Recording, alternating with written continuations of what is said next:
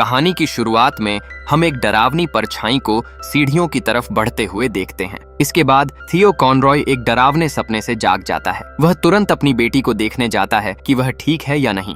एला अपने बिस्तर पर आराम से सो रही होती है। थियो तनाव कम करने के लिए दवाइयां लेता है क्योंकि कुछ समय से उसे बार बार डरावने सपने आ रहे हैं। अगले दिन थियो की वाइफ सुजाना काम पर जाने वाली होती है। दोनों की उम्र में फर्क होने के बावजूद उनका रिश्ता अच्छा लगता है। वे एक बड़े घर में अपनी बेटी के साथ एक खुश फैमिली की तरह रहते। कुछ देर बाद थियो अपनी वाइफ से मिलने शूटिंग सेट पर जाता है, लेकिन वहां का एक सहायक उसे अंदर जाने से रोक देता है। शायद वह थियो को पहचानता था। सुजाना एक एक्ट्रेस है, इसलिए थियो को अक्सर उसकी जॉब और उसके साथ काम करने वाले लोगों से जलन होती है। कई लोग तो यह भी सोचते हैं कि थियो सुजाना का हस्बैंड नहीं बल्कि पिता लगता है। अपने साथ काम करने वाले लोगों से गुड बाय कहने के बाद सुजाना अपने हस्बैंड को उस दिन की शूटिंग के बारे में बताती है। उसके लिए यह अनुभव काफी एक्साइटिंग था, भले ही उसमें कुछ ऐसे सीन्स थे जिनमें उसे थोड़े खुले कपड़े पहनने पड़े। बेशक थियो को यह बात पसंद नहीं आती, लेकिन सुजाना सिर्फ उसकी इच्छा के लिए अपना करियर छोड़ने को तैयार नहीं होती। कुछ समय बाद थियो एक आइडिया देता है कि उन्हें कहीं फैमिली ट्रिप पर जाना चाहिए ताकि वे कुछ समय के लिए सबसे दूर रह सकें। सुजाना की अगली शूटिंग से पहले उसके पास 2 हफ्ते का समय था, इसलिए वह मान जाती है। जल्द ही पूरा फैमिली कार से सफर पर निकल पड़ता है। ऐसी जगह जा रहे होते हैं जहां लोगों की आबादी बहुत कम है।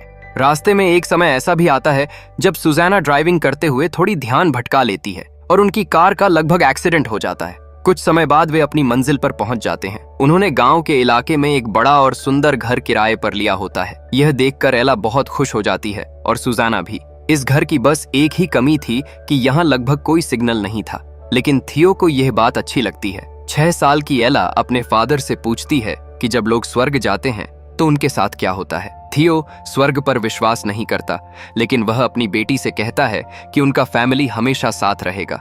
सोने से पहले एला अपनी परछाई के साथ खेल रही होती है। तभी अचानक वह एक बड़ी परछाई देखकर डर जाती है। उसी समय थियो कमरे में आता है और कहता है कि अब सोने का समय हो गया है। वह एला की इस बात पर विश्वास नहीं करता कि कमरे में कोई और भी है। अपनी बेटी को गुड नाइट कहकर थियो कमरे से बाहर चला जाता है। डर के कारण एला कंबल के अंदर छिप जाती है और तभी वही बड़ी काली परछाई फिर से दिखाई देती है। उस रात घर का टेम्परेचर कंट्रोल करने वाला यंत्र खराब हो जाता है, इसलिए रात में ठंड होने वाली थी। सुजाना कहती है कि वह कल घर के मालिक को मैसेज कर देगी। इसके बाद दोनों पति पत्नी अपने बीते समय के बारे में बात करने लगते हैं। उन्हें पता नहीं होता कि एला छिपकर उनकी बातें सुन रही है। जब पेरेंट्स उसे देख लेते हैं तो एला तुरंत भागकर अपने कमरे में चली जाती है। थियो घर के अलग अलग कमरों की लाइट्स बंद करने लगता है। उसी समय सुजाना बेडरूम में उसका इंतजार कर रही होती है ताकि वे साथ में टीवी सीरीज देख सकें। तभी अचानक घर का एक दरवाजा अपने आप खुल जाता है। यह देखकर थियो थोड़ा चौंक जाता है। उसे दीवार पर एक अजीब और डरावनी फोटो भी दिखाई देती है, लेकिन वह उस पर ज्यादा ध्यान नहीं देता। जैसे ही थियो वहां से जाता है, लाइट्स फिर से अपने आप जल जाती हैं। जब थियो बेडरूम में वापस आता है, तब तक सुजाना सो चुकी होती है। थियो हैरान हो जाता है क्योंकि उसे पता ही नहीं चलता कि वह कई घंटों तक कमरे से बाहर था। उस रात थियो को फिर से डरावने सपने आते हैं। अगली सुबह उसे अपनी वाइफ की एक चिट्ठी मिलती है जिसमें लिखा होता है कि वह और एला टहलने गए हैं। अपने डॉक्टर की सलाह पर थियो अपनी भावनाओं को संभालने के लिए डायरी लिखता है। इसी बीच एला एक पेड़ पर चढ़ जाती है। सुजाना उसे नीचे आने के लिए कहती है, लेकिन एला उसकी बात नहीं मानती। कुछ देर बाद एला अपनी माँ से पूछती है कि लोग उसके पिता से इतनी नफरत क्यों करते हैं। सुजाना बार बार एला से नीचे आने के लिए कहती रहती है। अचानक एला का संतुलन बिगड़ जाता है और वह पेड़ से गिरने लगती है, लेकिन सुजाना तुरंत उसे पकड़ लेती है। बाद में सुजाना एला को बताती है कि उसके फादर की पहली वाइफ कैरोलाइन की मौत हो गई थी। असल में दवाइयों के ज्यादा इस्तेमाल की वजह से वह बाथरूम के बाथटब में बेहोश हो गई थी और उसी कारण उसकी मौत हो गई। यह एक एक्सीडेंट था, लेकिन बहुत से लोग इसके लिए थियो को जिम्मेदार मानते हैं। क्योंकि थियो एक अमीर बैंकर था, इसलिए उसके कंपेटिटर्स चाहते थे कि यह मामला कोर्ट तक जाए, लेकिन जज और जूरी ने थियो को बेकसूर घोषित कर दिया। फिर भी उसके कॉम्पिटिटर्स इस फैसले से खुश नहीं थे। यह मामला टीवी पर भी काफी चर्चा में रहा था। उधर थियो अपनी बेचैनी को संभाल नहीं पाता, इसलिए वह पास की एक दुकान पर चला जाता है। वहां का शॉपकीपर थोड़ा अजीब स्वभाव का आदमी लगता है। वह अचानक थियो से पूछता है कि क्या घर में अभी तक कुछ अजीब हुआ है और क्या उन्होंने स्टेटलर को देखा है। थियो को समझ नहीं आता कि वह आदमी क्या कह रहा है। जब थियो वहां से जाने लगता है तो शॉपकीपर उसे एक रूलर देता है और कहता है कि घर के कोनों को नाप कर देखना, घर के एंगल्स को मापने की कोशिश करना। थियो को यह बात और भी अजीब लगती है। जब वह अपनी कार के पास पहुंचता है तो वहां उसे एक औरत दिखाई देती है। वह कहती है कि स्टेटलर उन्हें पहले ही देख चुका है। अब थियो को लगता है कि यहाँ के लोग कुछ अजीब हैं। घर वापस पहुंचते ही थियो को तुरंत पता चल जाता है कि एला को कैरोलाइन के बारे में पता चल चुका है। थियो को यह बिल्कुल पसंद नहीं आता कि सुजाना ने उससे पूछे बिना एला को यह बात बता दी, क्योंकि दोनों ने तय किया था कि वे यह बात एला के 7 साल की होने पर बताएंगे। लेकिन सुजाना कहती है कि अब और देर करना सही नहीं था। रात के खाने के समय पूरा फैमिली चुपचाप बैठा रहता है। तभी अचानक एला अपना हाथ अपने फादर के हाथ पर रख देती है। थियो अपनी डॉटर को धन्यवाद कहता है, क्योंकि वह समझ जाता है कि एला उसे सपोर्ट कर रही है। शाम को जब सुजाना बाथ ले रही होती है, थियो चुपचाप उसका फोन चेक करने का फैसला करता है। उसे पासवर्ड पता होता है, इसलिए वह आसानी से मैसेजेस पढ़ लेता है। लेकिन फोन में उसे कोई भी शक वाली बात नहीं मिलती। इसके बाद थियो सुजाना का टैबलेट और लैपटॉप भी चेक करता है, लेकिन वहां भी उसे कुछ गलत नहीं मिलता। थियो को महसूस होता है कि वह अपनी वाइफ पर भरोसा कर सकता है। उसे यह भी लगता है कि सुजाना ने एला को सच बताकर सही किया। लेकिन उसी रात थियो को फिर से डरावना सपना आता है। लेकिन इस बार थियो जब जागता है तब भी उसके मन में अतीत की डरावनी यादें घूमती रहती हैं। जब वह अपनी डायरी खोलता है तो उसमें एक नोट लिखा हुआ मिलता है। उसमें लिखा होता है कि उसे तुरंत यहाँ से चले जाना चाहिए। तभी उसे घर के अंदर से कुछ अजीब आवाजें सुनाई देती हैं। जब थियो पीछे मुड़कर देखता है तो उसे लगता है कि आईने में उसका रिफ्लेक्शन उसके साथ नहीं हिल रहा। यह अजीब घटना 2 बार होती है। थियो फिर से वही आवाजें सुनता है। तभी उसे एक तीसरा दरवाजा दिखाई देता है जो पहले कभी वहां नहीं था। थियो उस दरवाजे से नीचे सीढ़ियों की तरफ जाता है और एक अंधेरे गलियारे में पहुंच जाता है। अचानक उसके पीछे एक औरत की परछाई दिखाई देती है और तुरंत गायब हो जाती है। थियो जोर से पूछता है कि क्या यहाँ कोई है।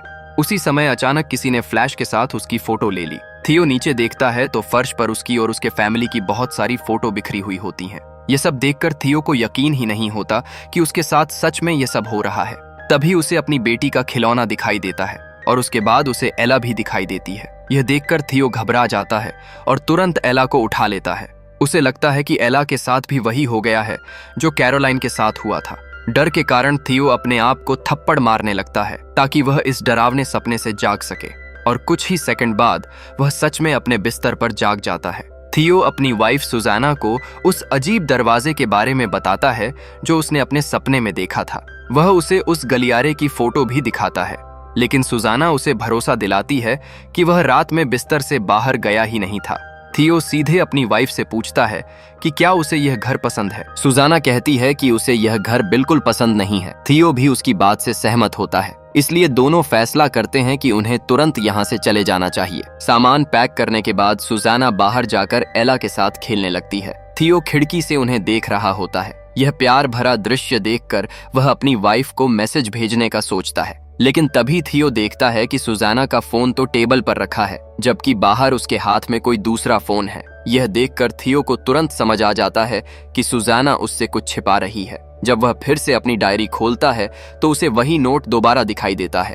अब थियो को समझ में आता है कि उसका सपना शायद सच था। थियो बाहर जाता है और एला से कहता है कि वह घर के अंदर चली जाए। इसके बाद वह सुजाना को उसका दूसरा फोन दिखाता है। आखिरकार सुजाना सच स्वीकार कर लेती है। वह बताती है कि उसका एक लवर है जिसका नाम मैक्स है और वे दोनों मेक्सिको में शूटिंग के दौरान एक दूसरे के करीब आए थे। थियो को लगता है कि शायद मैक्स यहाँ आया था, उसी ने उसकी डायरी में वह नोट लिखा है। लेकिन सुजाना कहती है कि यह सब बिल्कुल बकवास है। उसे यह देखकर भी हैरानी होती है कि थियो गुस्सा करने के बजाय शांत है। थियो शांत रहते हुए सुजाना से कहता है कि वह सुबह तक यहाँ से चली जाए, लेकिन एला को साथ लेकर नहीं। सुजाना अपनी बेटी को छोड़कर जाना नहीं चाहती, लेकिन थियो जोर देकर कहता है कि उसे एक रात अकेले रहकर सब कुछ सोचने की जरूरत है। आखिरकार सुजाना कार लेकर वहां से चली जाती है।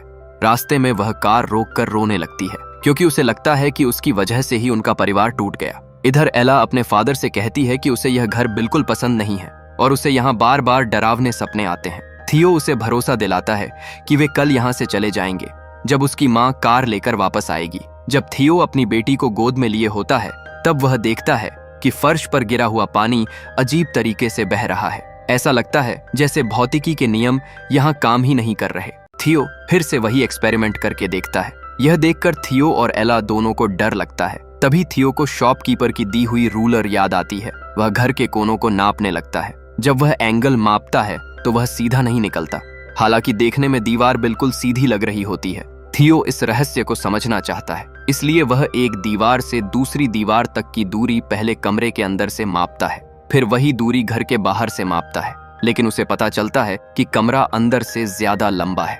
थियो को समझ नहीं आता कि ऐसा कैसे हो सकता है। इसी बीच एला को ठंड लगने लगती है, इसलिए वह अपनी जैकेट लेने के लिए घर के अंदर चली जाती है, लेकिन जब वह कमरे से बाहर जाती है तो वह गलियारे में दिखाई ही नहीं देती। यह देखकर थियो घबरा जाता है। वह तुरंत घर के अंदर जाकर एला को ढूंढने लगता है। दरवाजे के पास उसे एला की जैकेट पड़ी हुई मिलती है। शुरू में थियो को लगता है कि एला शायद उसके साथ मजाक कर रही है, लेकिन जल्दी ही उसे एहसास होता है कि यहाँ कुछ बहुत गलत हो रहा है। इधर एला खुद को एक अंधेरे गलियारे में खड़ी पाती है। वह अपने फादर को आवाज लगाती रहती है। उधर थियो एक दरवाजे से अंदर जाता है और सीधे किचन में पहुंच जाता है, जबकि किचन घर के किसी दूसरे हिस्से में होना चाहिए था। अब थियो को समझ आता है कि घर का रास्ता बिल्कुल सामान्य नहीं है। खुद को रास्ता याद रखने के लिए वह एक कुर्सी दरवाजे के पास रख देता है। तभी उसे अपने सामने एक बहुत लंबा गलियारा दिखाई देता है। इसी बीच एला अपने फादर को लगातार आवाज देती रहती है। एक दरवाजा खुलता है और एला उसके अंदर चली जाती है। थियो को समझ नहीं आता कि इस घर की बनावट आखिर है कैसी।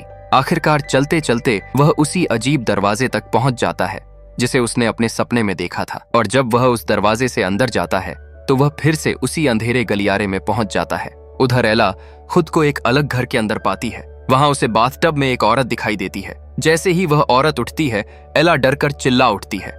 थियो को उसकी आवाज सुनाई देती है। एला उस अजनबी आदमी से बात कर रही होती है जिसे उसने पहले अपने सपने में देखा था। वह आदमी उसे डराता है, इसलिए एला वहां से भाग जाती है। अब थियो और एला दोनों इस अंतहीन गलियारे में एक दूसरे को ढूंढते रहते हैं। जब थियो को अपनी बेटी की आवाज बहुत पास से सुनाई देती है तो वह दरवाजा तोड़ देता है और उसी पल वह अंधेरा गलियारा गायब हो जाता है। आखिरकार फादर और डॉटर एक दूसरे से मिल जाते हैं। थियो तुरंत सुजाना को फोन करता है, लेकिन उसका फोन बंद होता है। अब थियो के पास एक ही रास्ता बचता है। वह शॉपकीपर को फोन करता है। थियो उससे पूछता है कि यहाँ टैक्सी कैसे बुला सकते हैं, लेकिन शॉपकीपर कहता है कि यहाँ टैक्सी नहीं आती। फिर वह थियो को इस घर के बारे में एक अजीब बात बताता है। वह कहता है कि इस घर के एंगल्स कभी एक दूसरे से नहीं मिलते, लेकिन यही इस घर की एकमात्र अजीब बात नहीं है। पहले इस जगह पर कोई दूसरा घर हुआ करता था, और उससे भी पहले यहाँ एक पुराना टावर था जिसके बारे में कई डरावनी कहानियां जुड़ी हुई हैं। इसी बीच थियो देखता है कि दीवार पर अलग अलग लोगों की फोटो दिखाई देने लगती हैं। कुछ समय बाद थियो को शॉपकीपर की आवाज की जगह किसी दूसरे आदमी की आवाज सुनाई देती है। वह आदमी कहता है कि वह हमेशा से यहाँ मौजूद है। अब रात हो चुकी थी, लेकिन थियो ने तय किया कि वह अपनी बेटी के साथ यहाँ से निकल जाएगा। वे अपना सामान भी नहीं लेते। जब थियो दरवाजा खोलने की कोशिश करता है तो वह खुलता ही नहीं। घबराहट में उसे याद आता है कि दरवाजा तो बंद ही नहीं था। फिर थियो और एला फैसला करते हैं कि वे पैदल ही गांव की तरफ चले जाएंगे। जब वे पीछे मुड़कर देखते हैं तो उन्हें खिड़की में एक परछाई दिखाई देती है जो तुरंत गायब हो जाती है। बाहर बहुत अंधेरा और ठंड होती है। वे एक सुनसान रास्ते से गुजरते हैं। एला आसपास जानवरों की आवाजों से डर जाती है। कुछ दूर उन्हें रोशनी दिखाई देती है, लेकिन थियो यह देखकर डर जाता है क्योंकि वे फिर से उसी घर के सामने पहुंच गए होते हैं। एला समझ नहीं पाती कि ऐसा कैसे हुआ, क्योंकि वे पूरे समय सीधे आगे ही चल रहे थे। बाहर बहुत ज्यादा ठंड होती है, इसलिए थियो कहता है कि उन्हें वापस घर के अंदर जाना होगा, वरना वे ठंड से जम जाएंगे। वह अपनी बेटी से वादा करता है कि वह उसकी रक्षा करेगा और कल उसकी माँ कार लेकर वापस आएगी। सोने से पहले एला अपने फादर से पूछती है कि क्या वह अब भी उसकी माँ से प्यार करता है। थियो कहता है कि हाँ, लेकिन बड़ों की जिंदगी में कई मुश्किलें होती हैं। थियो अपनी बेटी को यह भी बताता है कि पहले उसकी जिंदगी में सब कुछ बहुत आसान था, पैसा, काम और सफलता, सब कुछ, लेकिन वह खुद को कोई खास इंसान नहीं मानता था। फिर एक दिन एला उसकी जिंदगी में आई और उसी दिन उसे समझ आया कि असल में जिंदगी का मतलब क्या होता है। कुछ देर बाद थियो और एला सो जाते हैं। अचानक फिर से कोई फ्लैश के साथ फोटो लेता है। थियो जाग जाता है। उसे लगता है जैसे कोई बाथटब में पानी भर रहा है। जब वह जाकर देखता है तो बाथटब खाली होता है। तभी दरवाजा अपने आप बंद हो जाता है और एक बार फिर फादर और डॉटर अलग हो जाते हैं। थियो खुद को फिर से अपने पुराने डरावने सपने में पाता है। कमरे के बीच में पानी से भरा बाथटब रखा होता है। थियो तुरंत अपनी बेटी को ढूंढने लगता है। एक दरवाजा खोलते ही वह खुद को ही सामने देख लेता है। वह देखता है कि उसका दूसरा रूप डायरी में वही नोट लिख रहा है जिसमें लिखा है कि उसे तुरंत यहाँ से निकल जाना चाहिए। अब थियो समझ जाता है कि वह समय के एक अजीब चक्र में फंस गया है। वह वहां से भागने की कोशिश करता है, लेकिन सामने की सीढ़ियां खत्म ही नहीं होती। इस घर में भौतिकी के नियम काम नहीं करते। काफी कोशिश के बाद थियो दूसरी मंजिल तक पहुंच जाता है। वह लगातार अपनी बेटी को आवाज देता रहता है। तभी उसे खिड़की में सुजाना दिखाई देती है। अचानक थियो फिर से उसी डरावने कमरे में पहुंच जाता है। उसके सामने स्टेटलर खड़ा होता है। वह कहता है कि उसके कई चेहरे और कई नाम हैं। थियो उससे कहता है कि एला को छोड़ दे क्योंकि उसने कोई गलती नहीं की, लेकिन स्टेटलर कहता है कि बच्चों को अपने पिता के पापों की कीमत चुकानी पड़ती है। यह सुनकर थियो उस पर हमला कर देता है और कहता है कि उसने कुछ गलत नहीं किया, लेकिन स्टेटलर को कोई चोट नहीं लगती। अचानक स्टेटलर थियो का ही रूप ले लेता है और कहता है कि एला को यहाँ उसने नहीं बल्कि थियो ने खुद रोका हुआ है। अगर एला को आजाद करना है तो थियो को उसे जाने देना होगा। कुछ देर बाद एला अपने फादर को ढूंढ लेती है। थियो उसे गले लगा लेता है और अपने झूठ के लिए माफी मांगता है। एला कहती है कि उसे अपने फादर से प्यार है और उसे फर्क नहीं पड़ता कि अतीत में क्या हुआ था। थियो अपनी बेटी को घर जाने के लिए कहता है और उसे अपनी बाहों में उठा लेता है। बाहर सुजाना उनका इंतजार कर रही होती है। थियो आखिरी बार अपनी बेटी को देखता है और उसकी आंखों में आंसू होते हैं। एला को भी अंदर से महसूस हो जाता है कि यह उनकी आखिरी मुलाकात है। सुजाना भी रोते हुए थियो से कहती है कि वह उनके साथ चल आए ताकि वे फिर से एक फैमिली बन सकें, लेकिन थियो पहली बार सच स्वीकार करता है। वह बताता है कि कैरोलाइन की मौत के लिए वही जिम्मेदार था। वह उसे बचा सकता था, लेकिन उसने ऐसा नहीं किया क्योंकि कैरोलाइन ने उसकी जिंदगी बहुत मुश्किल बना दी थी। थियो समझ चुका था कि अब उसे इसी घर में रहना होगा। आखिर में थियो खिड़की से देखता है कि सुजाना अपनी बेटी को लेकर वहां से जा रही है और वही खिड़की में दिखाई देने वाली परछाई थियो ही था, क्योंकि इस घर में लोग हमेशा आते रहते हैं लेकिन उनमें से कुछ लोग कभी यहाँ से जा नहीं पाते। यहीं पर कहानी खत्म हो जाती है। कॉमेंट में जरूर लिखिएगा और इस वीडियो का लाइक रखते हैं 20 लाइक्स।